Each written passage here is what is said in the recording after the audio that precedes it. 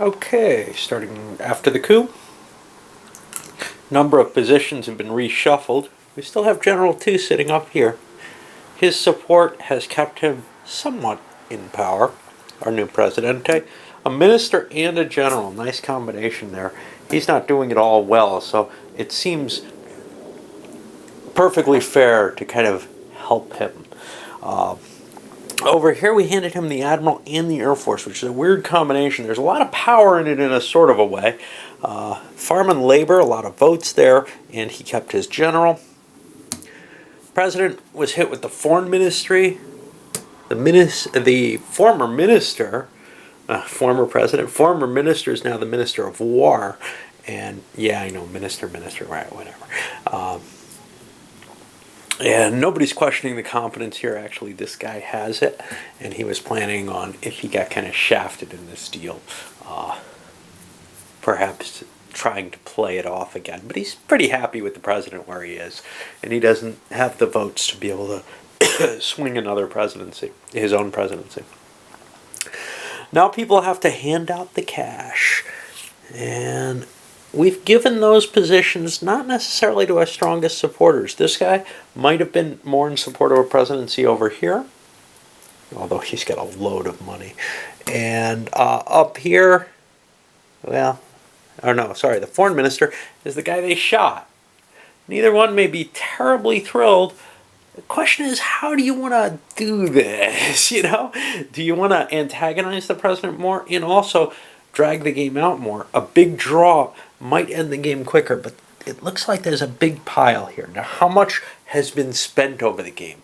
A decent amount of cards have gone in there, but not a huge amount. So I don't think, even if we draw hard, it's going to end here. So we might see some lesser, especially coming from this guy who maybe has a bit of an axe to grind. Well, the allocation was the standard under allocation, but the president kind of mingled his own cash with what he had in the budget so he could hand out smaller bills.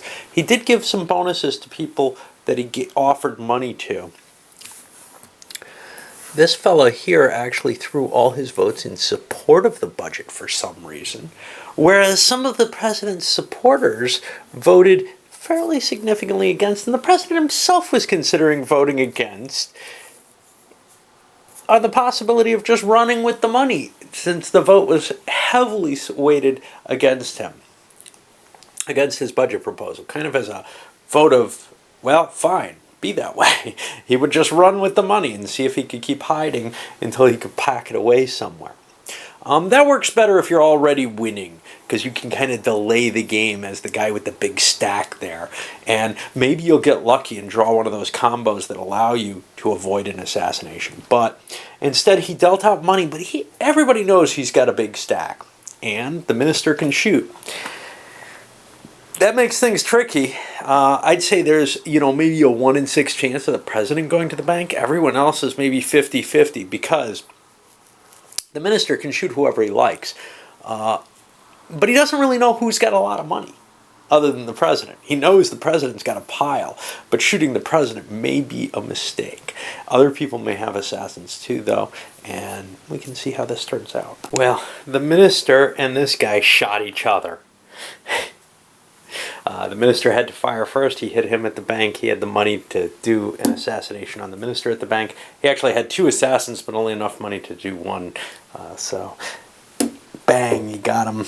And that means I've got 2 generals available that I could give myself one of. They're about equal to me, so I'll take the somewhat less. This one looks kind of like the president, though. So I'll take the same one for his brother-in-law. That's only fitting. With 1 general out of play and 1 general in the president's hands guaranteed, that makes a coup very unlikely. But one is possible. There's an excuse now with this death. Banking? I don't know. The president did not go to the bank. He was afraid. Nobody shot at him. This guy got burgled by the minister as well. He's at the bank, but he has no money because it got stolen from him. He went to the bank, and he has some money to put away. And some of the other people went to the bank, and I don't think they have any cash. I got to look at the cards, make sure there's no political donations. I'll come back to see if there is indeed a coup, but I think it's pretty unlikely at this point. The president's running with the money, though. Now, of course, if there's a coup, the junta or whatever could agree to divide it up, but whoever the president is after the coup and who shoots him would get it all and then gets to decide, does he want to hand it out. He may want to hold off on handing it out until the next budget, which is kind of what this guy was doing. On the other hand, sometimes when the budget gets forced through, which is often the case, it means that after a coup, hey, look, all that money, and I went to the bank. Oh, whippy! Well, that's not the case here. All right, let's see if there's a coup. Well, a terrible day. The president tried to slip into the bank, and he almost got away with it. There was only one assassination card out there. It was the already buried at the amateur assassin, only a 50-50 chance. Unfortunately, it was this guy who had it. And blam. Now, one of the reasons that this felt kind of safe to the president was he had seen a lot of assassins go by. And everybody actually went to the bank this turn because the bank was safe from the minister. It's now on shoot at the bank because it's over, or the turn's over. I think the game is pretty much over because the budget did pass. There was a strong opposition to it over here. This pair, his allies, voted against it because they wanted to pad that pile that the president has, make him run around, close the bank, make sure that he couldn't deposit it. If it ends up after a junta, hey, whoever wins the junta and manages the election, who might be the first rebel or whatever, would end up being the guy with the big pile of money. And if he went to the bank, he could just deposit it at the end of the turn. Instead, though, the budget passed because of support from people like him. And him, why did he support it? He had the assassin and knew he had a shot at the president. I'm not sure why he supported it, except that he wanted the money spread out. He didn't want that big pile of money. And that was his kind of argument, and he went along with it with, yeah, I'm doing pretty well too. I don't want that. Got this guy to go along with it, and so the budget was being passed over these two who had the argument of, hey, those of us who are doing poorly, we should make him run with that money because we got a shot at it then. We get a shot at the whole game. Well, it ended up somebody who was already in the lead got that big pile, and I bet you that's probably the end of it. I'm hoping the deck runs out next turn because I don't think, no matter how big it is, that anybody's going to be able to get a pile the size of that one. But now we have to have a presidential election. And then we go to the bank, and then there's a potential coup. But there's no real great reason for a coup at this point in the game. Not after the money disappears. Well, we have a new presidente, supported basically by this side of the board. Again, the same reasons. This guy gets to shoot last because of it. He doesn't have a lot of votes. He can't combine and get the ministry or get himself elected president. And this guy with the pile of votes gets to be minister of the interior, which is a pleasing situation. Now we get to all run to the bank, throw our money in, and the game's pretty much decided there. So this weird coalition was formed to push the vote through. They just split the money between themselves. The hell with any possible coup.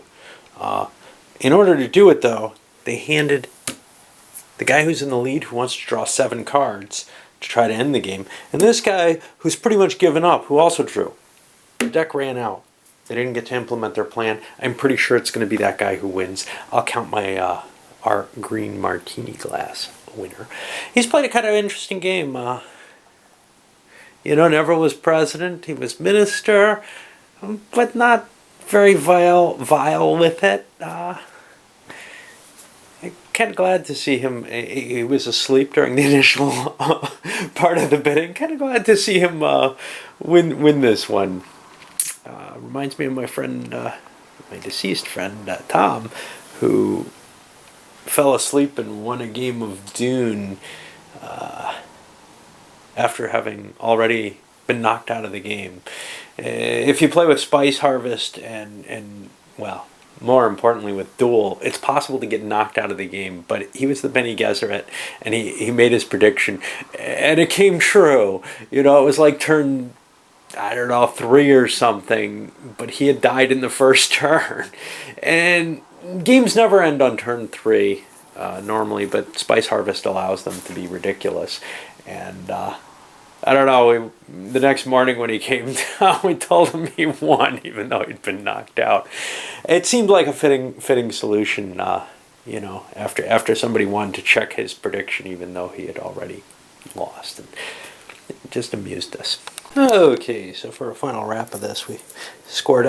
Looked at, these two guys had nothing basically. $6 here, 2 here, but for the rest, I kind of covered them through. The mustache only had $11, a big stash, but not a lot of it's worth much. Big stash. Cigarette had $16. Again, not as many cards, but okay. Glasses over here had $26, and he'd put away quite a stack, actually. Our hat ended up only at 14, and I thought he was a little better off. But this was like $38 worth. It was that really rich, several turns being distilled into high value and a big stack, all getting deposited at once. And it was a 50-50 chance. That money could have gone all to him, and then it would have probably been pretty close because he had almost nothing before that. All right. Anyway, that's where we are, and I'll come back with a review in a little bit.